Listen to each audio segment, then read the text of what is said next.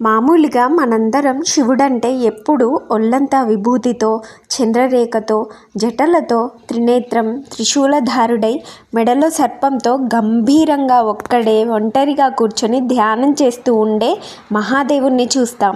కానీ పసిపిల్లాడి రూపంలో ఉన్న బాలశివుడి గురించి మనం ఇప్పుడు తెలుసుకుందాం. ఒకసారి అమ్మవారు రాక్షసుల సంహారం అయిపోయాక కూడా అమ్మవారి క్రోధం ఇంకా శాంతించలేదు. ఆ క్రోధాన్ని శాంతింపచేయలేక దేవతలందరూ కలిసి శివుడి దగ్గరికి వెళ్ళారు. ఏమన్నా చేసి అమ్మని శాంతింపచేయి మహాదేవా అని, లేకపోతే ప్రళయం సంభవిస్తుందని ఆందోళన చెందారు. అప్పుడు శివుడు వెంటనే బాలశివుడి రూపం దాల్చాడు. చిన్ని చిన్ని జటలు, చిన్న పాములు, చిన్ని చంద్రరేఖతో ముద్దులొలికే చిన్ని బాలశివుడిగా అవతారం ఎత్తి పసిపిల్లాడిలా అమ్మవారికి వినిపించేలా ఏడ్చాడు.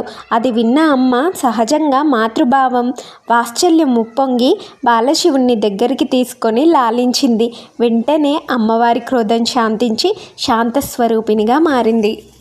అలా ఆ శంకరుని శిశువుగా ఆరాధించి లాలించి ముక్తిని పొందిన శివభక్తుల్లో ప్రసిద్ధురాలు బెజ్జమహాదేవి.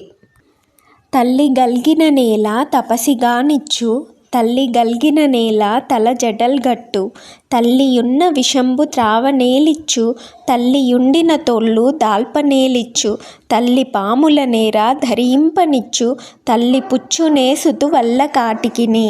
దీని అర్థం, తల్లి ఉంటే తపస్విని కానిచ్చేదా, తల్లి ఉంటే జటలు కట్టనిచ్చేదా, తల్లి ఉంటే విషాన్ని తాగనిచ్చేదా, తల్లి ఉంటే వస్త్రాలుగా తోళ్లను కట్టనిచ్చేదా, తల్లి ఉంటే పాములను మెడలో చుట్టనిచ్చేదా, తల్లి ఉంటే వల్లకాటిలో ఉండనిచ్చేదా అని పాల్గురికి సోమనాథుడు బసవపురాణంలో రాసింది. శ్రీమాత్రే నమః.